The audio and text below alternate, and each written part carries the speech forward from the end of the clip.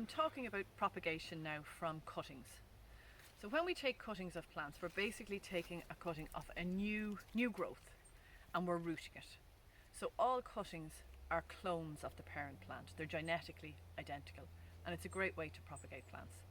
At this time of year, cuttings are known as hardwood, which basically means that the new growth has hardened off a little bit. You can see this is still flexible, but it's hard, it's woody now.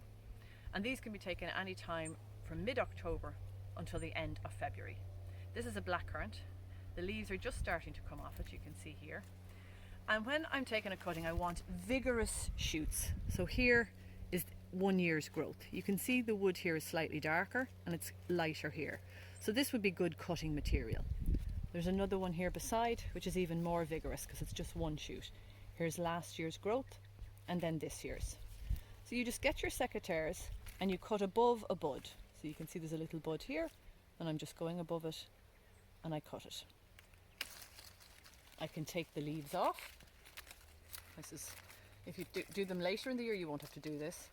I take a slanted cut at the top like this, and this just means that rain won't pool here, and the cutting at the bottom is fine. And this can now go into our nursery bed, and I'll show you that again in a minute. So this is a Guelder rose that I grew from seed, but you can also take hardwood cuttings from Guelder rose. The last plant that I took was a blackcurrant, and this is a Guelder rose. You can see here very clearly, here's last year's growth, and this is the current year's growth. So I could actually take 3 cuttings from here. So I'm going to cut these off just above a bud. See the little bud just there? And just take a snip. And again, there's 2 buds here. The leaves are still on this plant. So I will have 3 Guelder rose cuttings. I pull the leaves off.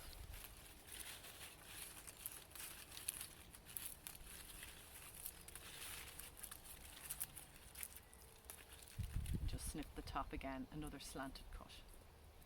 So that's another prepared cutting. So I have my hardwood cuttings of blackcurrant and Guelder rose that I took. With blackcurrant, actually, if you rub the bark, you can smell blackcurrant really strongly. It's very easy to know which one is blackcurrant if you take cuttings of blackcurrant, red currant and white currant. All the currants can be taken by hardwood, Guelder rose, holly, honeysuckle. So we've taken our cuttings, we've our little slanted cut at the top, straight cut at the bottom, and we have our prepared nursery bed. So I'm going to dig a hole. They get buried about this deep. This roots will develop all along this stem, especially around where the buds are.